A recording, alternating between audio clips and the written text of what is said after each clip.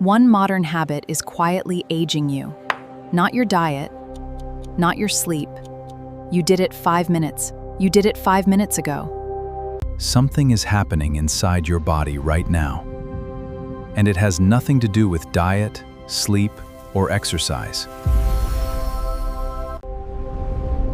This is happening in your cells right now. And you'll do it again without noticing. Scientists have a name for what it does. They call it accelerated cellular aging. And the habit responsible for it is not alcohol, not sugar, not smoking. It is something much more common. It is something most people consider harmless. Some people even consider it productive. I will get to exactly what it is. But first, you need to understand what aging actually is at the cellular level. Because once you do, what I am about to tell you will hit differently.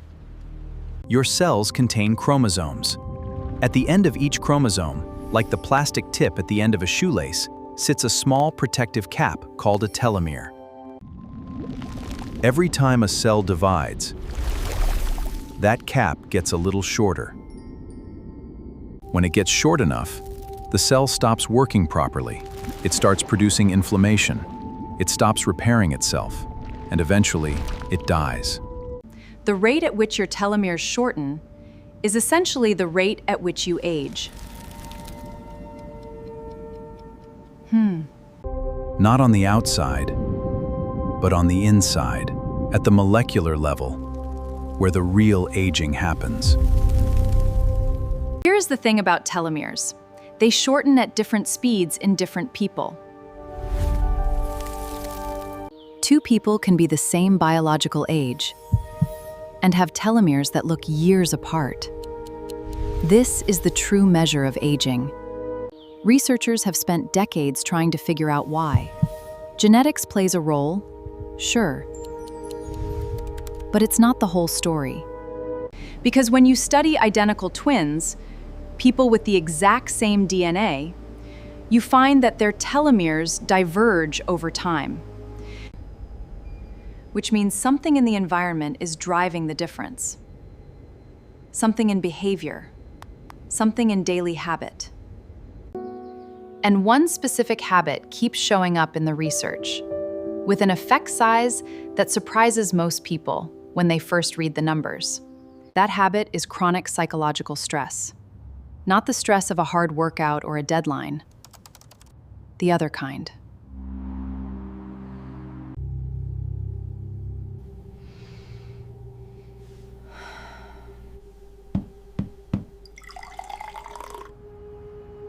In 2004, a researcher named Alyssa Epple at the University of California, San Francisco, published a study that changed how scientists thought about stress and aging.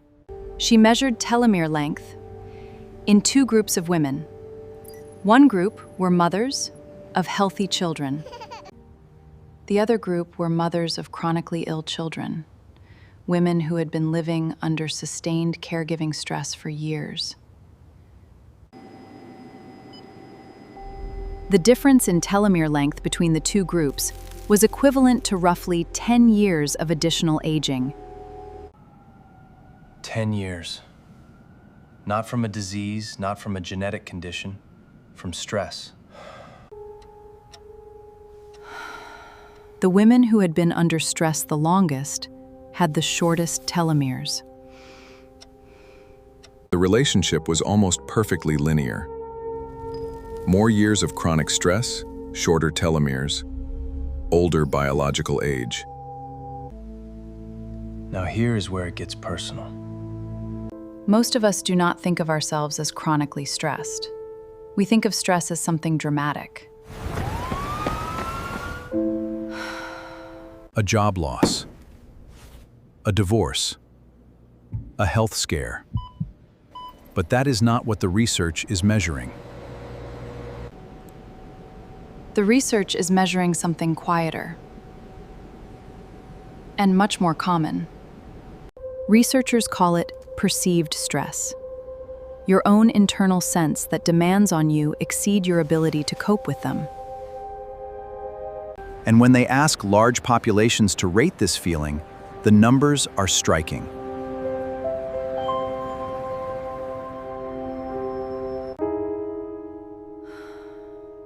A 2023 Gallup survey found 49% of U.S. adults felt significant stress.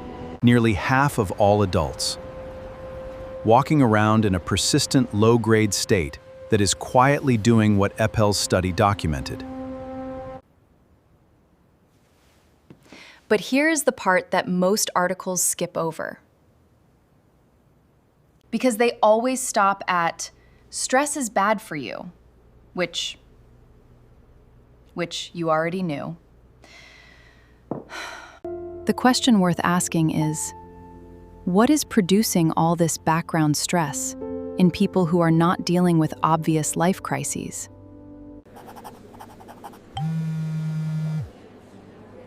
And this is where the modern habit comes in. The habit is the constant, compulsive checking of your phone. Not using your phone, checking it. Reflexively, automatically, dozens of times a day, in response to nothing except a low-level pull, you have probably stopped noticing. Yeah, so it was pretty good.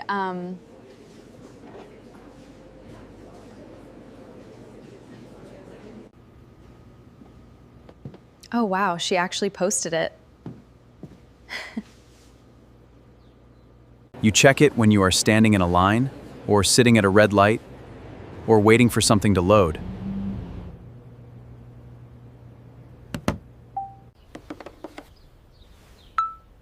You check it first thing in the morning, before you have had a conscious thought about what your day actually needs from you. You check it last thing at night, which is its own problem we will get to in a moment.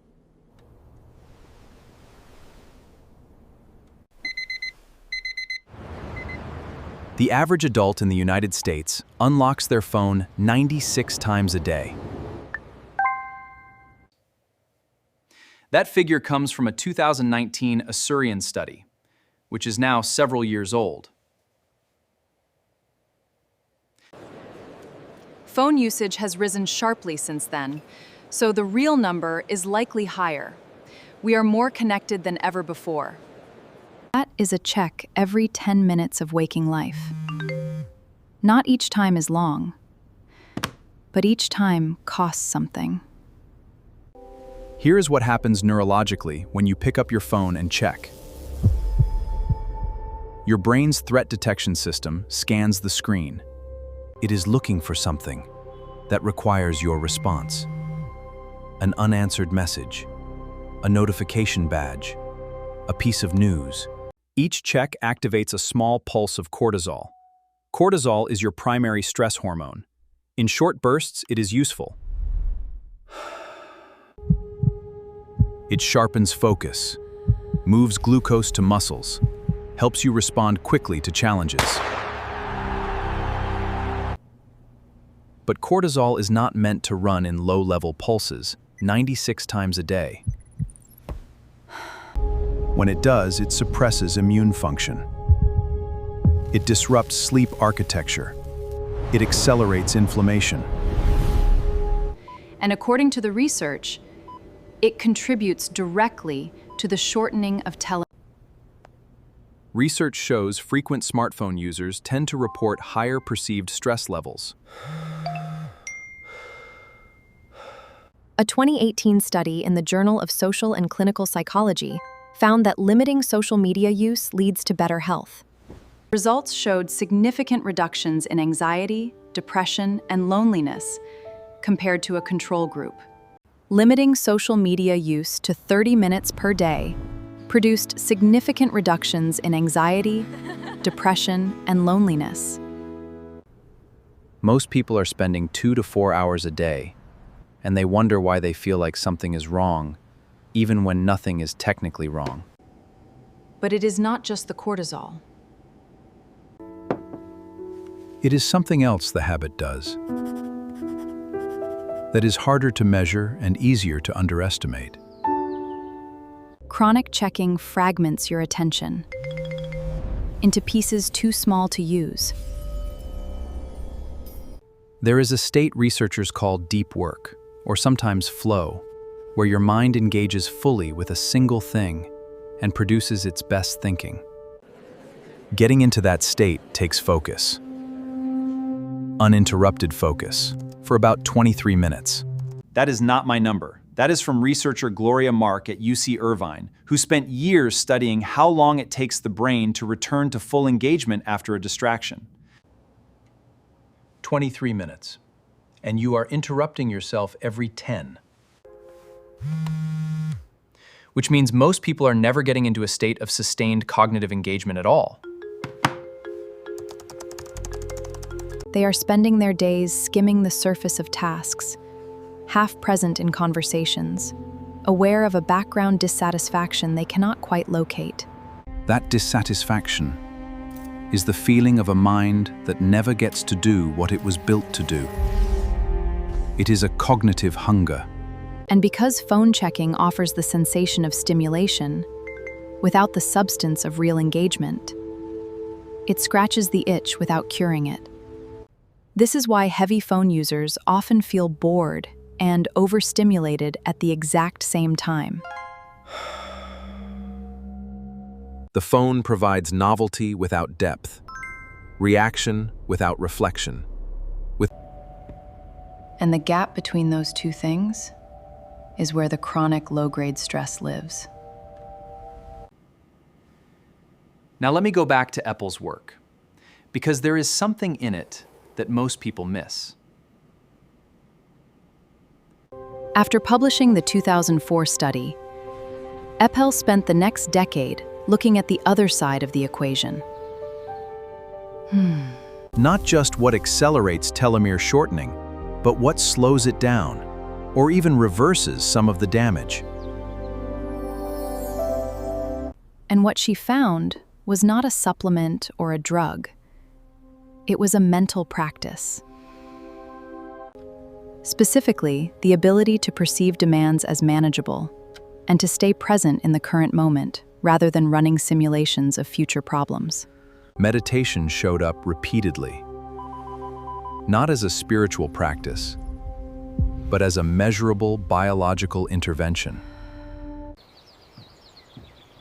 Long-term meditators had measurably longer telomeres than non-meditators of the same age. The mechanism appears to be a combination of reduced cortisol output, lower inflammation markers, and increased production of an enzyme, Telomerase, which actually repairs and rebuilds telomere length. But here is what Eppel was careful to say. You do not need to meditate for it to matter. What you need is to reduce the time your nervous system spends in low-level threat detection mode.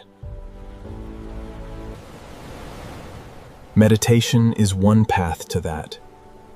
It is not the only one. Which brings this back to the phone. Not because the phone is uniquely evil, but because for most people it is the single largest daily driver of low-grade physiological stress that goes entirely unaccounted for. You budget your calories. You think about your sleep. You might track your steps. But are you really living? But you are probably not thinking about the 96 times a day you are priming your cortisol response for no particular reason. Here is a concrete thing that the research actually supports. Multiple studies show something surprising about your phone. Keep it in another room while you work. You'll feel less stressed and think more clearly. It's not just about fewer interruptions. Even a silent, face-down phone pulls at your attention. Just its presence increases your cognitive load. Your brain knows it is there. It keeps a small thread of attention on it. That thread costs something. A 2017 study from UT Austin tested participants on cognitive tasks. Some kept phones on the desk face down, some in a bag, or in another room entirely. The group with the phone in another room outperformed both other groups on every measure.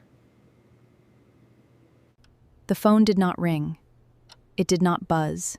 It sat there silently and still drained cognitive capacity just by existing in the visual field. You are probably doing this right now in some version. Phone near you while you try to think. The habit of proximity is as automatic as the habit of checking. And here is the thing about habits. They do not feel like choices after long enough. They feel like facts of life, like the way things are. You stop noticing you were picking it up, the same way you stop noticing you were clenching your jaw. Until someone points it out and suddenly you cannot unfeel it. So here is what I want you to sit with. The aging you cannot see is happening at a level below consciousness, below what any mirror will show you, below what you feel on any given day. It is accumulating in units of stress responses and fragmented attention, and sleep that never quite reaches the depths it needs. It is accumulating in the quiet moments that never got quiet, because you filled them. The longevity research keeps pointing toward the same cluster of things: deep sleep, sustained attention. It is so good to just disconnect. I completely agree. Imagine a nervous system not spending its waking hours in low-level alert. None of that is complicated. None of it requires money or equipment, or a program or a plan. It requires one thing that is genuinely difficult in the current environment. It requires choosing not to check. EPEL found that the women under the most chronic stress were not different from the low-stress group in their external circumstances. Some of the high-stress group had relatively manageable situations. Some of the low-stress group were dealing with genuinely hard things. The difference was internal. It was how they related to demands, whether they perceived them as threats or as challenges they could handle. Your phone is not a threat, but your nervous system does not always know that. And right now, 96 times a day, you are asking it to decide. The cells keeping track of all this do not care about your intention. They care about the cortisol. They care about the telomeres. Every time you reach for the phone, out of reflex instead of reason, you are making a small deposit into something you cannot withdraw from.